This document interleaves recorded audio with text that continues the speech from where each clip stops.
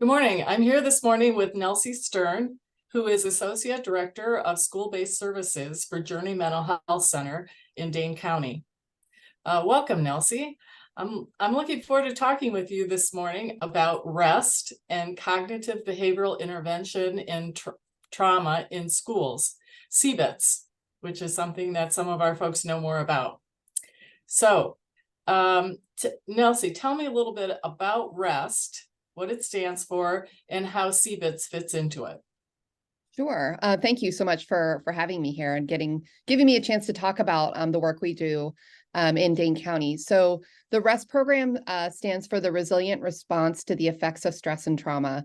And it is a year-long school-based program to help schools identify students with mental health needs, and then also specifically looking for students who might be impacted by traumatic stress. So the whole program starts at the beginning of the year when we do a universal screening at the middle school and the high school level. So we're identifying a single grade level in middle school and in the high schools. Typically, this is the entry grade level, so 6th or 9th grade. And we're really targeting students who are coming in so that we can identify their needs early on in their experience with that school.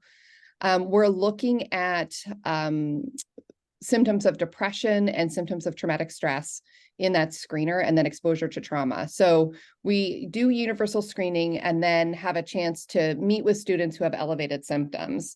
And then based on those conversations that we have, we're determining what students need. And if they're impacted by traumatic stress, specifically, we would be inviting them to a CBITS group.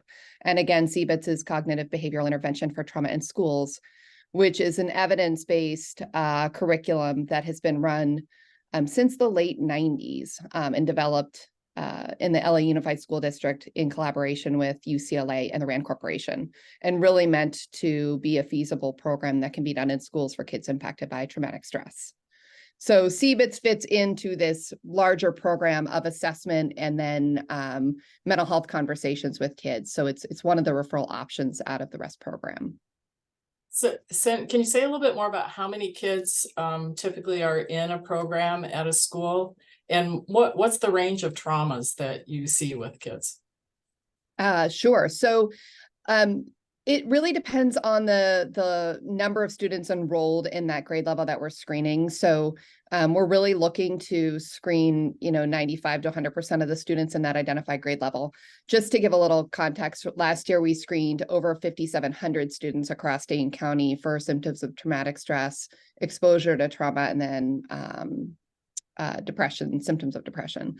So the whole grade level is screened. And then the way we're determining whether or not a student participates in CBITS is really around that conversation that we have after they've completed the screener. So having a conversation that really builds connection and relationship, but then also helps us identify whether or not they've experienced a trauma event that might be impacting them symptomatically, and then inviting them to participate. And of course, the group itself is voluntary. And students come in CBITS groups with a wide range of trauma.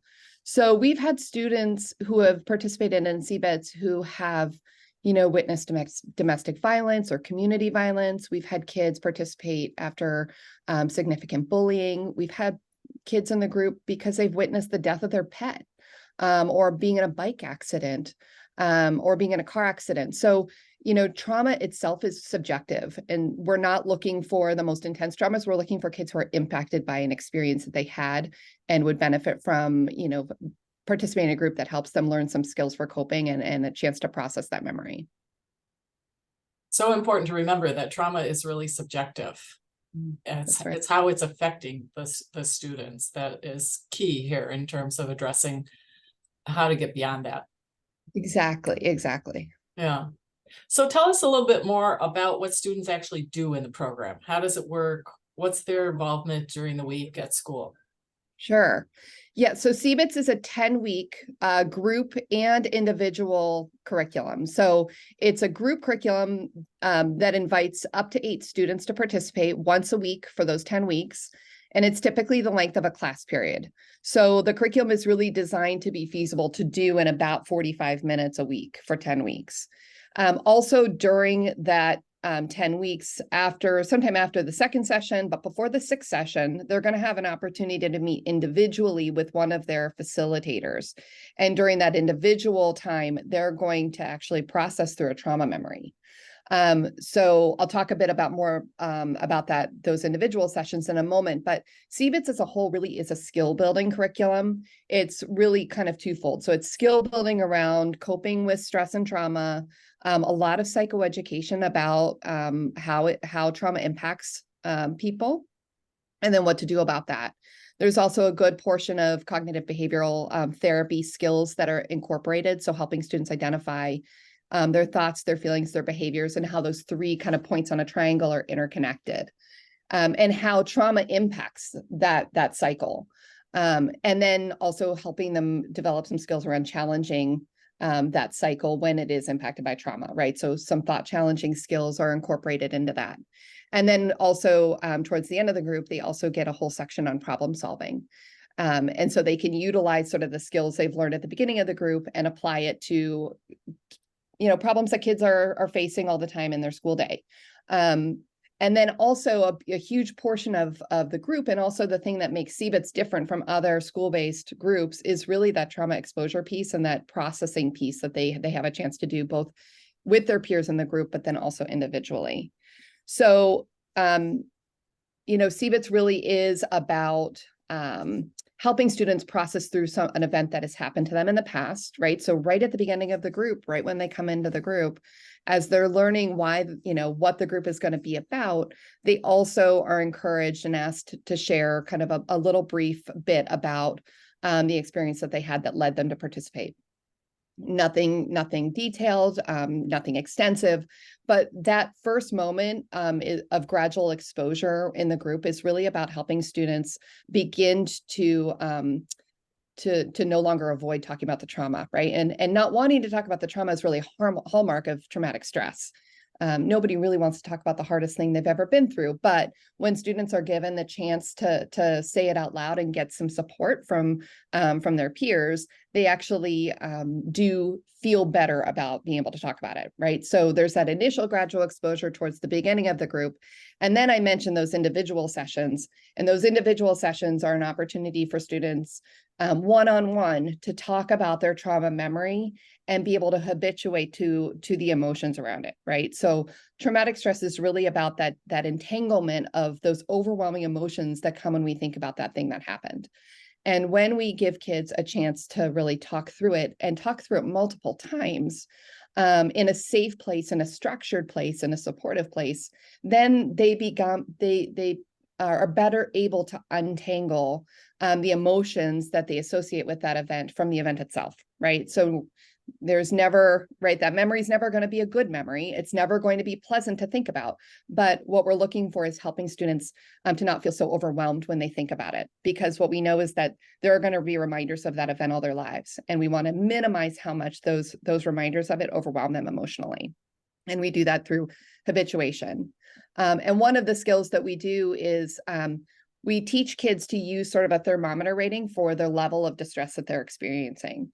And in those individual sessions, we're actually asking them to kind of pause themselves and talk about and give a thermometer rating about how they feel now talking about the memory. And so that gives us a little bit of a guide to know how that habituation process is working. When we ask them to repeat their story, and we continue to ask for those thermometer ratings, when we see those ratings go down, we're really looking for them to go down by about half. Then we know that they're habituating to that memory and those emotions are not quite so overwhelming. And it's a pretty powerful thing to witness. And some students do this process in 30 minutes, and some students need a few extra sessions. So the curriculum really is designed to hold between 1 and 3 sessions, depending on what the student needs.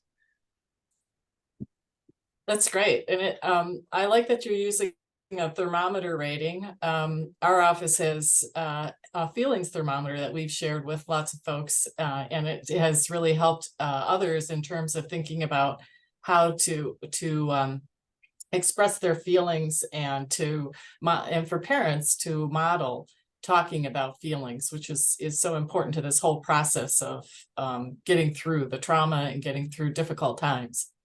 Exactly. And it's really about the intensity of that feeling too, right? So we can be feeling a Right. little bit sad or a lot sad or a little scared or a lot scared. And we know when a student comes in to talk about their trauma memory, they might even in the here and now be telling their story and feel very scared at a 10 because even just repeating what happened to them feels really terrifying.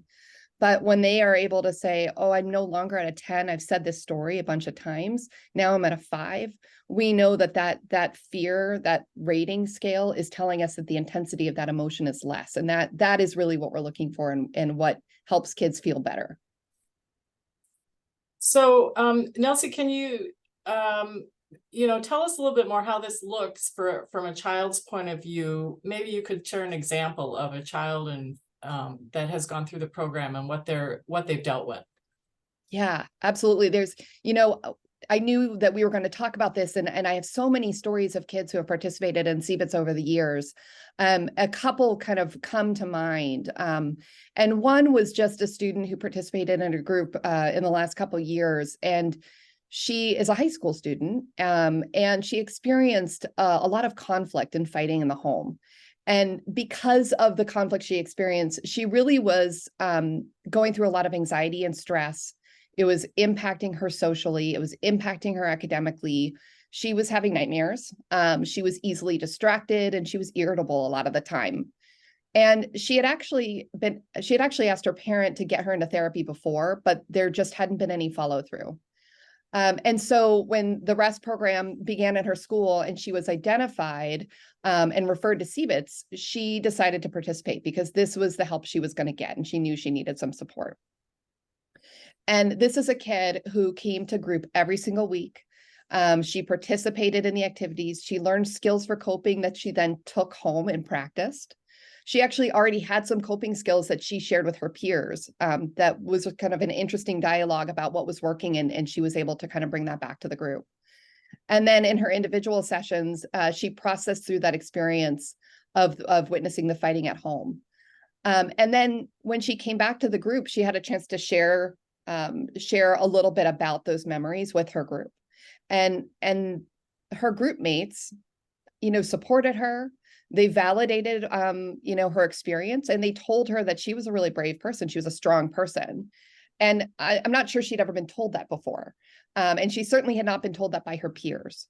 And it was a powerful experience for her to hear that what she experienced was not okay, and that it was not her fault, and that she was doing her best to cope with it. The other part of CBITS that is really important that I want to highlight here is that during the 10 weeks, caregivers receive a weekly letter. So that weekly letter goes home and it's really information about the skills being taught in the group. So not really any information specifically about what this child shared, but her parent knew that she was learning some skills for coping and what they were. So her parent got that letter and had noticed that her child was doing a little bit better, right, through the course of that 10 weeks. And at the end of the group, this is a kid who took the screener after the intervention was done, and her symptoms were in fact reduced. And because her parent saw the benefit and saw some improvement, her parent was actually willing to do that follow through and enroll her in therapy, which was really important for her to kind of continue on building some skills, building that resilience, building, her strategies for coping with stress and anxiety and the trauma she had faced.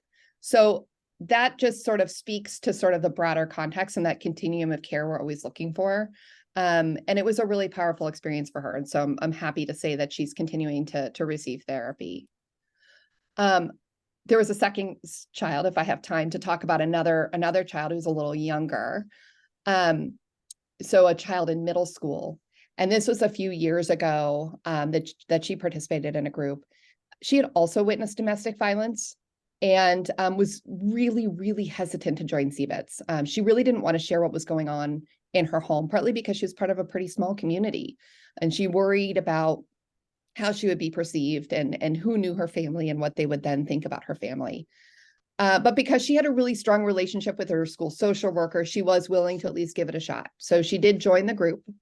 And the fascinating thing was that she really enjoyed coming to the group. She would sort of beeline from her class and get to the group as quickly as she could so she could get the good chair and she could get the good snack. And she really loved participating. But what was really stood out to me about this child in particular was that, CBITS, the way that we are now running it with the introduction of the racial trauma module, which is a pretty new content area to include in CBITS, we as a group talked about the impact of racism and trauma symptoms that may result from racism. And this student had the opportunity to share that she had actually experienced weekly, if not daily, racialized comments from her peers. She shared that she often didn't know what to do, but she was feeling angry about it, and she was sometimes even scared. And her group mates, who all identified as white, were for the most part pretty unaware that she had been the target of racism in the hallways of their own school. And this led to a dialogue about how they could support her as a group. And they, sort of independently of the adults who were there to really kind of facilitate, but largely let them kind of have this conversation because they were so supportive about it.